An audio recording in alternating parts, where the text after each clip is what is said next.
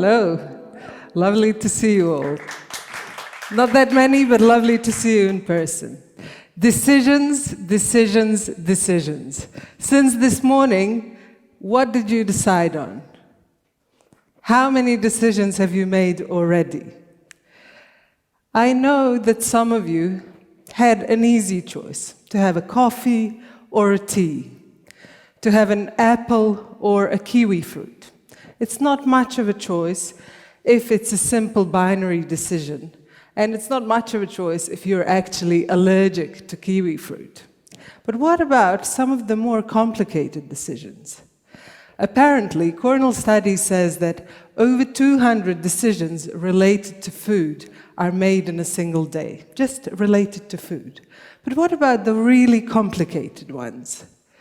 Such as, you remember, choose life, choose a career, choose a car, yeah, a train spotting theme here, choose a life partner, choose a company you work for. How do you actually make those decisions? That's the question we should be asking ourselves. Now, let me see. What if I told you that actually you could have an access to a compass that can help you navigate through your life decisions as you go along? And not only you could have an access to this compass, what if I told you you actually have it already? Like the trolls say, it's already in you, it's inside you. The actual compass are your core values. Now let me check here. How many of you have actually ever analyzed your core values in some sort of analytical, systematic way? Anyone here? No one? I'm not surprised. One? Excellent. Usually, and I have worked with this subject for over 10 years now, usually it's about 10%. So in a room full of let's say 20 people, 2 would say, yes, I have analyzed my core values. But you wouldn't realize how important it actually is to think about your core values. But what are they? How do you know them? There are some key questions you can ask yourselves. And I have them here. So one of the questions you can ask yourself is, what's really, really important to you? For example, in a relationship. And it doesn't have to be just the romantic relationship. It can be any sort of relationship you have. Another question you might ask yourself is, what matters to you most?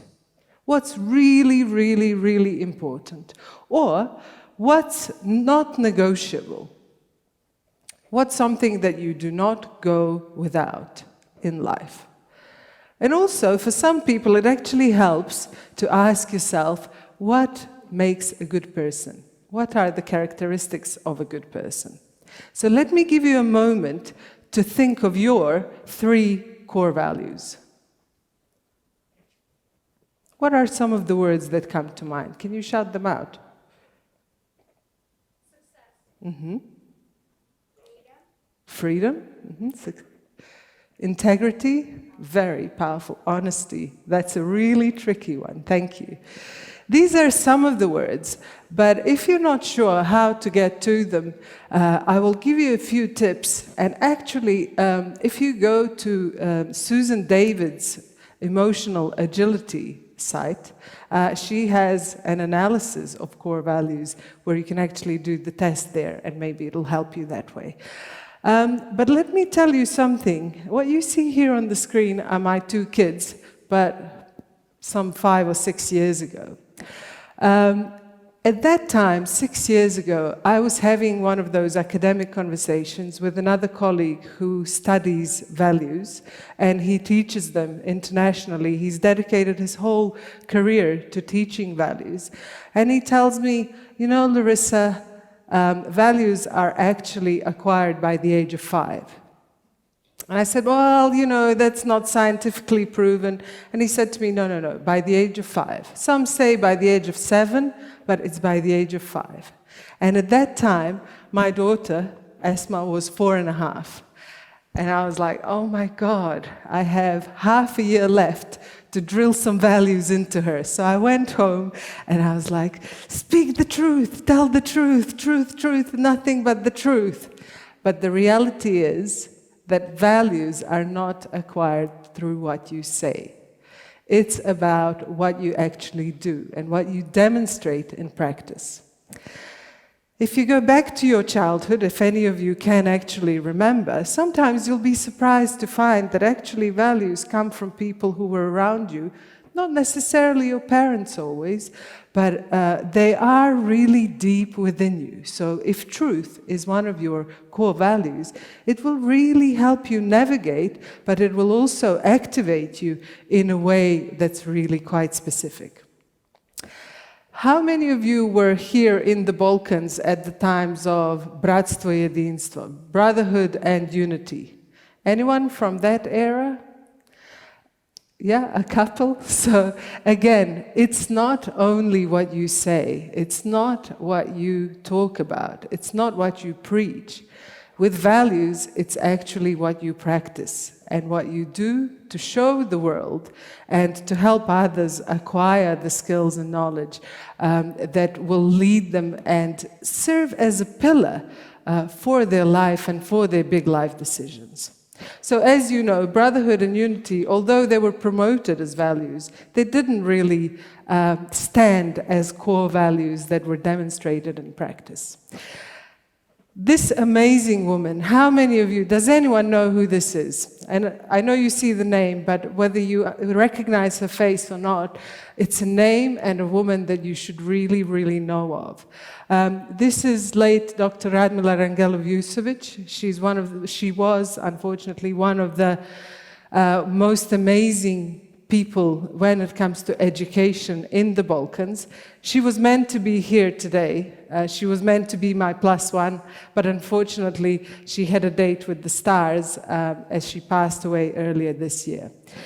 As I was preparing for this talk, I asked her, because Radmila dedicated her career to instilling values into education systems. Now, you know very well that education systems in this part of the world are somehow lagging behind and somewhat obsolete. And I know one of our next speakers will talk about values in education very soon. But it's so important that we start from an early age to think about what's important, what it is that builds the society, and what it is that's important to every single individual, every single one of us. In one of my last exchanges with Rada, I asked her, what are some key tips from someone who has dedicated her life to values? How can people work with values? What do you need to do? And she wrote in her last message to me a few of the tips which I would like to share with you today, as if she is here talking to you. So the first one is that you need to actually recognize your values. You need to name them, you need to understand them. You need to think about them. Otherwise, you are walking around blindfolded. And at once, I had a gentleman in my session who was nearing his retirement age, who came to me after the session and said to me, "Thank you so much, Larisa, you've really changed my life." And I asked him, "How so?" And he said, "No one ever asked me what's important to me. No one ever got me to think about my values. And I'm about to retire. I wish I knew this earlier." So the first thing for you is to please think about what's important to you. Understand and define your values. The second thing we are invited to do is critically evaluate and analyze our values. Because if something is instilled in you when you are a child, it might be because someone else told you or demonstrated this was the right thing to do.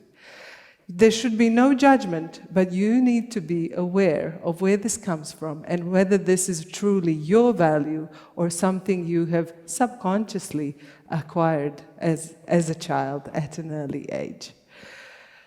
Also, you might want to think about causes, effects, but remember, no judgment. No judgment is important when you deal with values. The third advice that Radha gave us is connect with others who share your values. This is so important. For those of you choosing your life partners, your friends, have a conversation. Try and find out what is it that's not negotiable. Because it will help you first find common understanding and agreement, but also it will help you realize if things are not functioning. And sometimes this is even more important. And the last thing Radha wrote to me in that message in December was set life rules.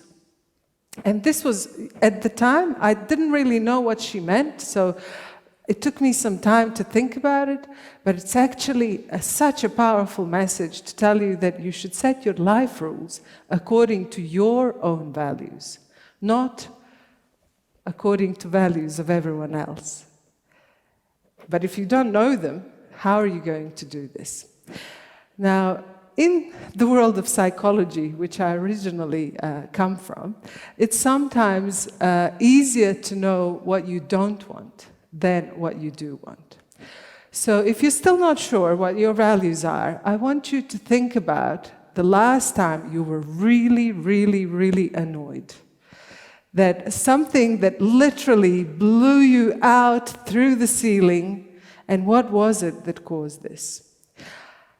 I can probably imagine that you felt, the blood rushing into your face. For some of you, maybe your adrenal glands working, causing you to feel tense. For some, you will get red in your face.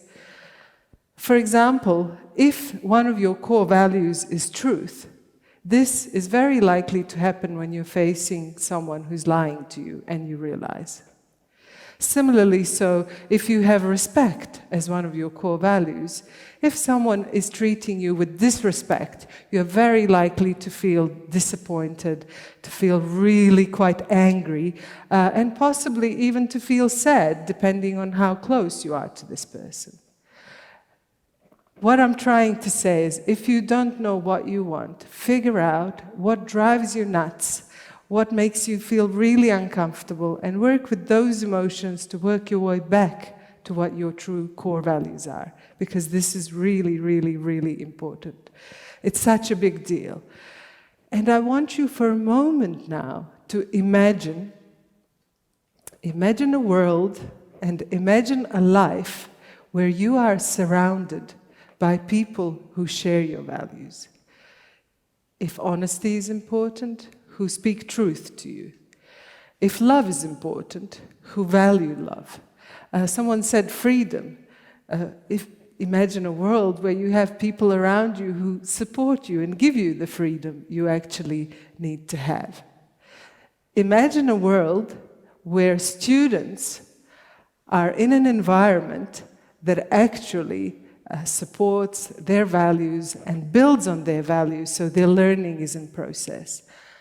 I'm really proud to say that actually, currently, as I'm speaking, there are over 300 teachers in Bosnia and Herzegovina undergoing training in values and instilling them into the system, thanks to Radmila's team of Step by Step.